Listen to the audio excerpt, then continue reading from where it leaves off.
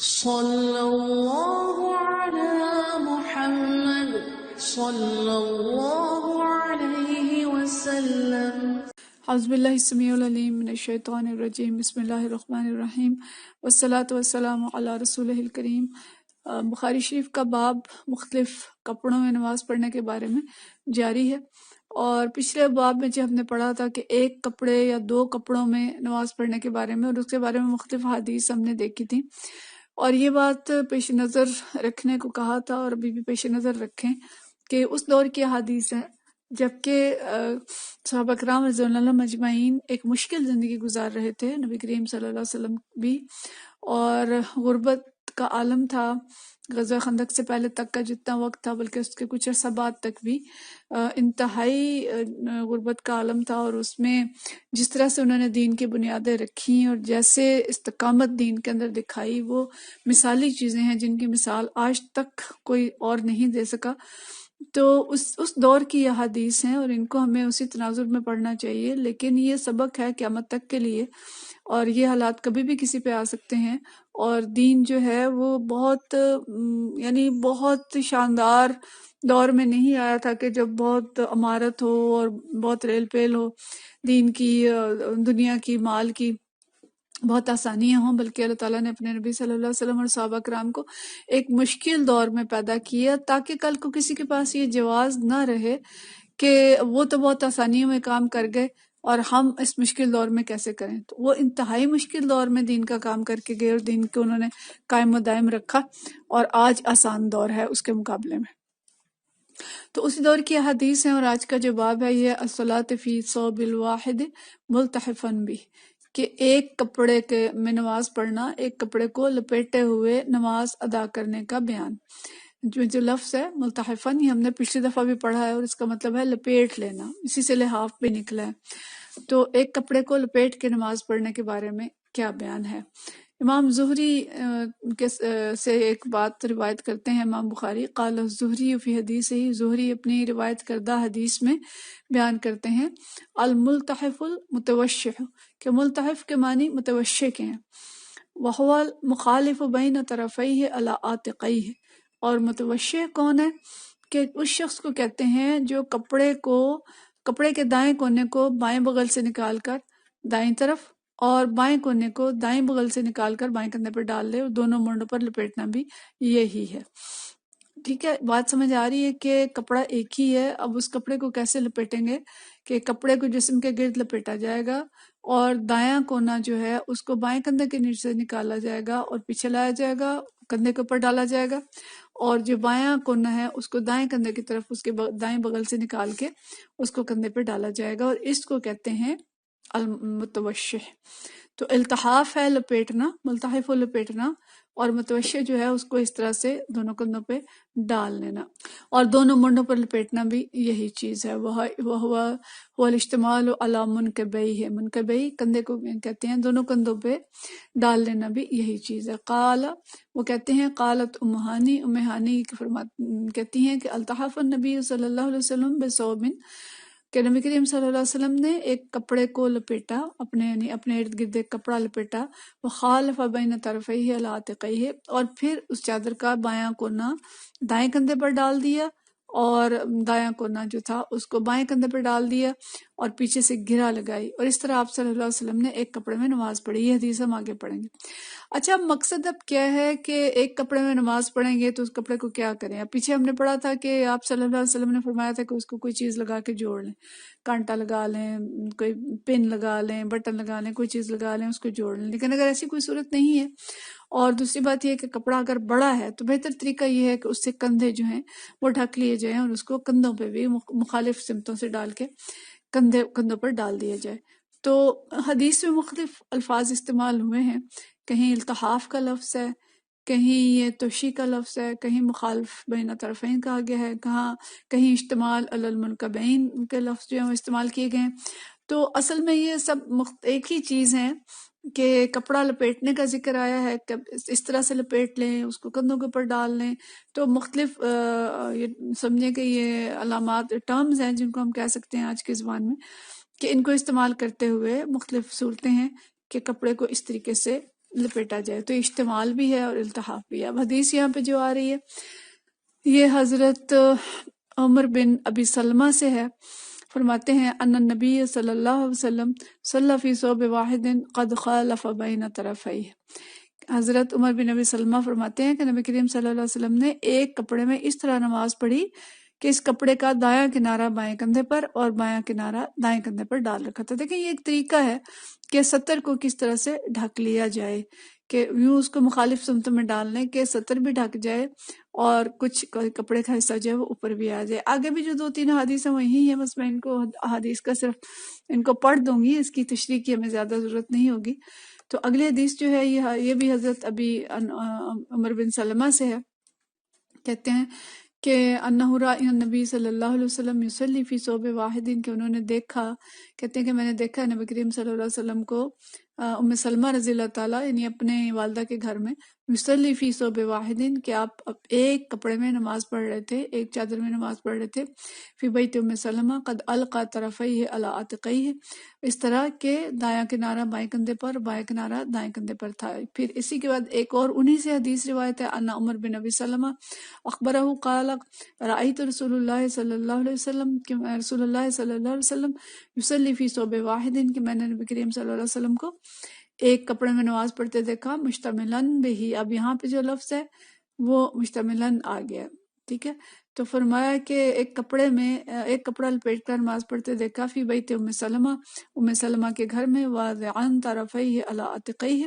اور آپ نے اس کپڑے کے دونوں کناروں کو دونوں کندھوں پر ڈالا ہوا تھا۔ اگلی حدیث ذرا تھوڑی سی طویل حدیث ہے، یہ حدیث جو ہے حضرت ام ہانی رضی اللہ تعالیٰ عنہ سے روایت ہے، اور ان کے غلام ابا مرہ مولا ام ہانی بنت ابی طالب وہ یہ بیان کرتے ہیں، اخبرہ کہ انہیں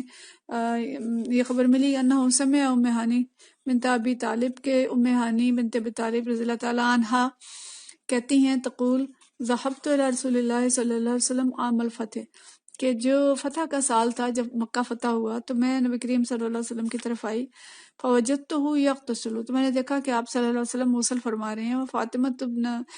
ابنتہ تسترہ، اور ان کی بیٹی حضرت فاطمہ رضی اللہ تعالیٰ عنہ جو ہیں انہوں نے پردہ کیا ہوا، یعنی وہ کپڑا یا کوئی ان کے لیے پردہ کر کے کھڑی ہیں، اور آپ صلی اللہ علیہ وسلم غسل فرما رہے ہیں۔ قالت کہتی ہیں فسلمت علیہ، تو میں نے سلام کیا آپ صلی اللہ علیہ وسلم کو، فقالا، تو آپ نے فرمایا من حاضہ، ظاہر آپ پردے میں تھے آپ کو نظر نہیں آیا، تو آپ صلی اللہ علیہ وسلم نے پوچھا کہ یہ کون ہے؟ فقلت، میں نے کہا انا ام ہانی، ام ہانی میں ام ہانی ہوں بنت ابی طالب، فقالا، فرمایا مرحبا بام ہانی،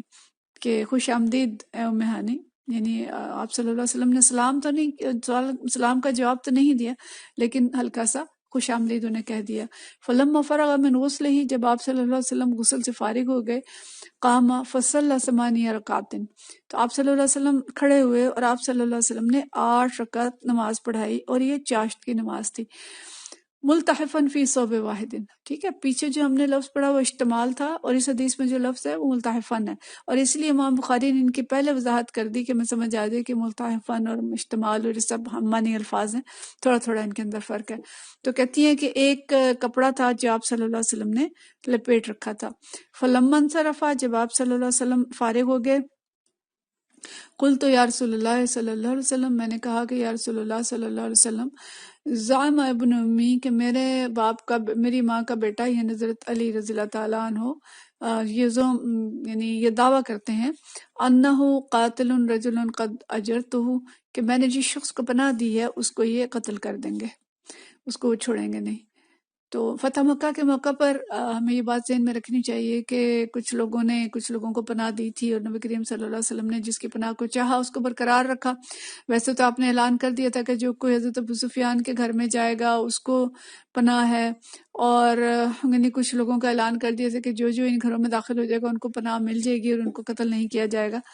تو حضرت ام ہانی جو ہیں یہ کہتی ہیں کہ میں نے بھی ایک شخص کو پناہ دی ہے، اور حضرت علی فرماتے ہیں کہ میں اس کو قتل کر دوں گا۔ قد اجرتہ فلان بن حبیرہ، یہ کون ہے؟ فلان بن حبیرہ، نام نہیں بتایا گیا اس حدیث میں، لیکن یہ اس میں یعنی اختلاف ہے کہ یہ کون تھے ابن حبیرہ، لیکن بعض لوگوں نے کہا کہ حبیرہ جو ہیں یہ ام ہانی کے خامند کا نام تھا، اور ابن حبیرہ ان کا بیٹا تھا۔ بہرحال واللہ عالم کہ یہ کون ابن حبیرہ تھا، لیکن انہوں نے کہا کہ یہ کہتے ہیں حضرت علی کہ میں اس کو قتل کر دوں گا۔ فقال رسول اللہ صلی اللہ علیہ وسلم، تو رسول اللہ صلی اللہ علیہ وسلم نے فرمایا قد اجرنا من اجرت یا ام ہانی، کہ ام ہانی جس کو آپ نے پناہ دی اس کو ہم نے بھی پناہ دی۔ قالت ام ہانی وذالک دحن، اور وہ جو وقت تھا وہ چاشت کا وقت تھا۔ تو اب یہ حدیث تو لمبی ہے، اس میں بہت ساری چیزیں آئی ہیں، لیکن اصل مقصد کیا ہے کہ چاشت کے وقت انہوں نے دیکھا کہ نبی کریم صلی اللہ علیہ وسلم نے غسل فرمایا، اور آپ صلی اللہ علیہ وسلم نے غسل کے بعد 8 رکعت نماز پڑھی۔ اور اصل بات کیا ہے جو اس میں طویل حدیث کے اصل جو مقصود ہے اس باب میں لانے کا، کہ آپ صلی اللہ علیہ وسلم نے ایک کپڑا لپیٹا ہوا تھا۔ اب اسی کی تفصیل بعض جگہوں پہ اور بھی ملتی ہے کہ ایک کپڑا لپیٹا تھا اور دایاں کونا بائیں کندھے پہ اور بایاں کونا دائیں کندھے پہ تھا، اور اس کے پیچھے گرہ لگا رکھی تھی۔ تو اسی طرح ایک حدیث جو ہے 351، اس کو بھی ہم ساتھ ہی پڑھ لیتے ہیں، پھر یہ باب ہمارا ختم ہو جائے گا۔ اور اس میں یہ حدیث حضرت ابو ہریرہ رضی اللہ تعالیٰ عنہ سے ہے، ان سائلا سأل رسول اللہ صلی اللہ علیہ وسلم عن الصلاۃ فی ثوب واحد، کہ ایک شخص نے پوچھا نبی کریم صلی اللہ علیہ وسلم سے ایک کپڑے میں نماز ادا کرنے کے بارے میں۔ فقال رسول اللہ صلی اللہ علیہ وسلم او کلکم ثوبان، کیا تم میں سے ہر ایک کے پاس 2 کپڑے ہیں؟ مطلب کیا ہے کہ ضروری تو نہیں ہے کہ ہر ایک کے پاس 2 کپڑے ہوں، تو اس لیے ایک کپڑے میں نماز ہو سکتی ہے، بس شرائط یہ ہے کہ اپنے آپ کو اچھی طرح سے لپیٹ لیا جائے، اس کپڑے کو کھلا نہ چھوڑا جائے، اور اس کے ساتھ یا تو کوئی بٹن لگا لیں، کوئی پن لگا لیں، یا اس کی گرہیں لگا لیں۔ اس کے علاوہ جو حدیث ہمیں جو اسباق ہمیں اس حدیث سے ملتے ہیں کہ ایک مرد اگر غسل کر رہا ہے تو محرم عورت اس کے لیے پردہ تان سکتی ہے، پردہ کے پیچھے سے سلام کرنا بھی جائز ہے، اور اگر کسی کے گھر جائیں اور کوئی پوچھے کہ کون، تو اس حدیث سے ہمیں بھی پتہ چلتا ہے کہ اپنا نام بتانا چاہیے۔ یہ ہماری جو عادت ہوتی ہے، کوئی دروازہ نوک کرتے ہیں، بیل کرتے ہیں، کہ پوچھتا ہے کون، تو ہم کہتے ہیں میں ہوں، تو یہ میں نہیں بلکہ اپنا نام بتانا چاہیے۔ اور پھر نبی کریم صلی اللہ علیہ وسلم نے غسل کے دوران ہی انہیں مرحبا بھی فرمایا، تو یعنی کوئی گھر میں آئے تو اس کا اچھے انداز میں استقبال کرنا، اور اس خوشی سے اس کو ملنا، اور اس کے پسندیدہ لقب یا کنیت یا تخلص وغیرہ کا ذکر کرنا چاہیے، جس سے کہ اگلا شخص خوش ہو جائے۔ اور یہ بھی پتہ چلا کہ نبی کریم صلی اللہ علیہ وسلم چاشت کی نماز کی 8 رکعت پڑھا کرتے تھے۔ اس میں جتنی سہولت ہو ہم پڑھ سکتے ہیں، لیکن سنت کے جتنے قریب ہو سکیں اتنا بہتر ہے۔ اور ایک بات جو اور پتہ چلی کہ کوئی مسلمان مرد یا مسلمان عورت کسی کافر کو امان دے سکتا ہے، اور پھر یہ آگے یعنی فیصلہ جو ہوگا وہ اس وقت کے جو بھی امام المسلمین ہوں گے کہ بھی اس پناہ کو جو ہے آگے کیا کرنا ہے۔ لیکن یہاں پہ ایک اعزاز جو ایک عورت کو دیا نبی کریم صلی اللہ علیہ وسلم نے، ایک عورت کو اکرام دیا کہ جس کو آپ نے پناہ دی اس کو ہم نے پناہ دی۔ یہ نہیں کہا کہ تم ایک عورت ہو اور تمہیں کیا پتا کہ کس کو پناہ دینی ہے کس کو نہیں دینی، بلکہ ہمارے لیے ایک بہت بڑا اس میں ایک سبق ہے کہ اس دور میں بھی نبی کریم صلی اللہ علیہ وسلم نے عورتوں کے اکرام کے لیے کیا کچھ کیا۔ بہت ساری چیزیں ہیں جو ہم نے پیچھے بھی پڑھی ہیں، اور ایک بات یہ کہ ایک عورت کا اتنا اکرام کہ اگر وہ ایک شخص کو پناہ دے رہی ہے تو اس کو نبی کریم صلی اللہ علیہ وسلم نے بڑے اچھے الفاظ میں اس کو یعنی اس امان کو برقرار رکھا۔ بڑے پیارے الفاظ ہیں کہ قد اجرنا من اجرت یا ام ہانی، کہ ام ہانی جس کو آپ نے پناہ دی اس کو ہم نے پناہ دی۔ تو اتنی تکریم، اتنی توقیر ایک عورت کی، یہ اسلام کی شان ہے اور نبی کریم صلی اللہ علیہ وسلم کا اسوہ حسنہ ہے۔ اور آج جو عورتیں دھکے کھاتی پھر رہی ہیں، اگر اسلام کی طرف واپس آئیں اور اسلام کو پہچانیں اور جانیں تو انہیں پتہ چلے کہ جو اکرام عورت کو اللہ نے دیا ہے اور اللہ کے رسول صلی اللہ علیہ وسلم نے دیا اور دین اسلام نے دیا وہ کسی نے بھی نہیں دیا۔ اسلام عورت کو عورت رکھ کے اس کو مکرم اور معظم کرتا ہے، جبکہ آج کی دنیا میں عورت کو مرد بن کے ساری عزت ملتی ہے، اگر وہ عورت رہتی ہے تو اس کو وہ عزت نہیں دی جاتی۔ تو اللہ تعالیٰ ہمیں ان سارے اسباق کو سمجھنے اور ان پر عمل کرنے کی توفیق عطا فرمائے۔ وآخر دعوانا ان الحمد للہ رب العالمین۔